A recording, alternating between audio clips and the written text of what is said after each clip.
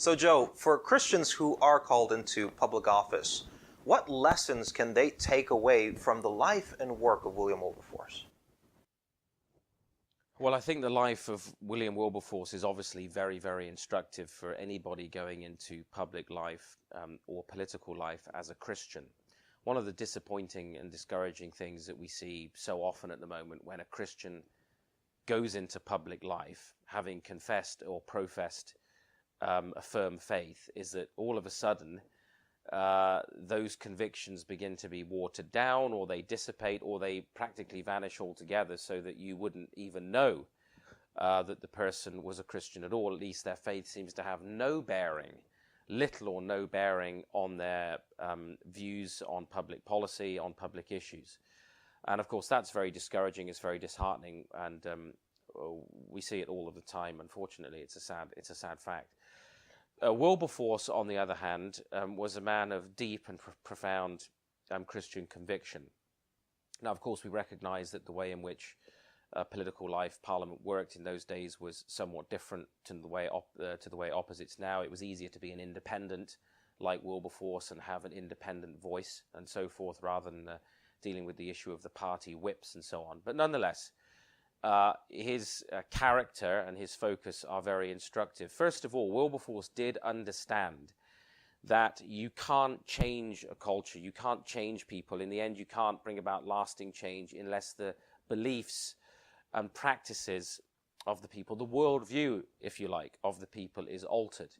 So it's not just enough to enact social policy. There has to be a change in the thinking and the living of the people. So at one point, Wilberforce was involved in a political instrument for the suppression of public vice, which he got the support of the king for.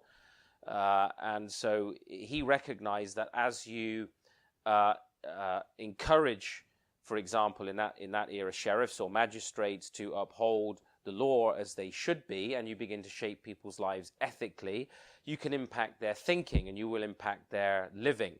It's not just a matter of politicians making policy and imposing it from on high. So he understood that both beliefs and social practices will greatly shape political life. And he, in a sense, he understood that politics was downstream of culture.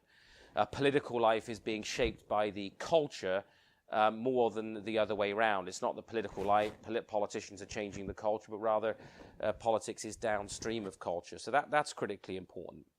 I think the second thing anybody who's going into public life can learn is courage. I mean, people threatened the life of Wilberforce when he was in pursuit of the abolition of the slave trade and of some of his other justice pursuits. But particularly the abolition movement, because there was so much vested interest, because there were so many powerful people who were supportive of the slave trade, because so much money was involved, he was threatened, they were intimidated, they were scorned, they were laughed at, they were mocked, and so on. And you need courage to face that. And let's face it, courage is in short supply today. We have all of these issues that are actually facing us with respect, for example, to the life of not just the unborn now, but the elderly, the sick, the depressed, the dying.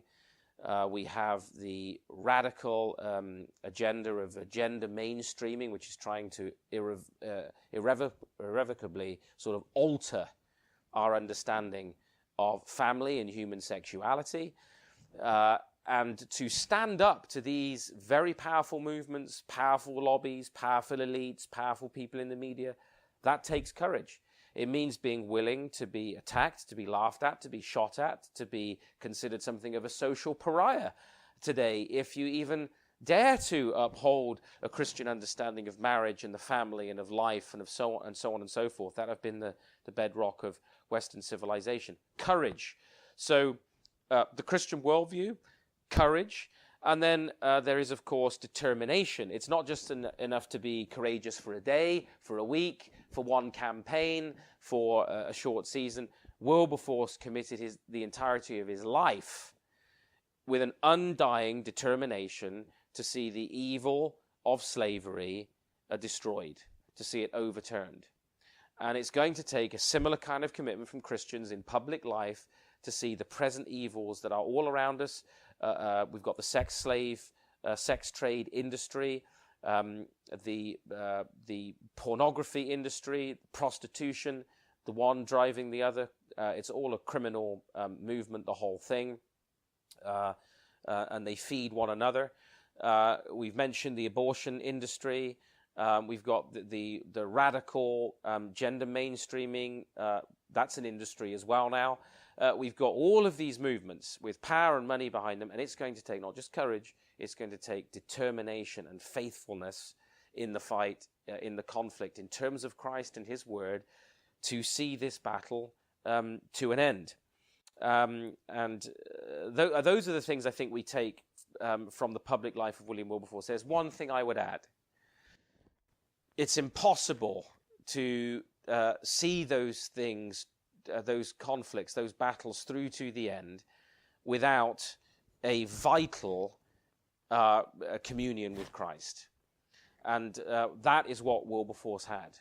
And you see that in his book, you see it in his letters, that there is a vibrant, vital Christianity that is actuating everything that Wilberforce is about. It comes out of every pore, in his marriage, with his children, with his acquaintances, as well as his political life. It defines the man. And with that deep Christian faith, that deep conviction, that profound commitment to Christ and his word, there was a man of prayer. And something that he said at the very end of his life, I think, is so instructive. He said this as he reflected on his life at the end. He says, "I must confess that my own solid hopes for the well-being of my country depend not so much on her navies and armies, nor on the wisdom of her rulers, nor on the spirit of her people, but on the persuasion that she still contains many who love and obey the gospel of Christ. I believe that their prayers may yet prevail." So he believed in prevailing prayer. And I think we have radically separated these things. We've kind of said that the Christian life, prayer and scripture, those things are important in the church. And then you have your secular life and secular world out there. And we've separated, we've run an unbiblical dichotomy, a bifurcation through reality that said there's one truth for my spiritual life and one truth for my secular, vocational, or working life. Wilberforce, like Scripture, recognized no such division.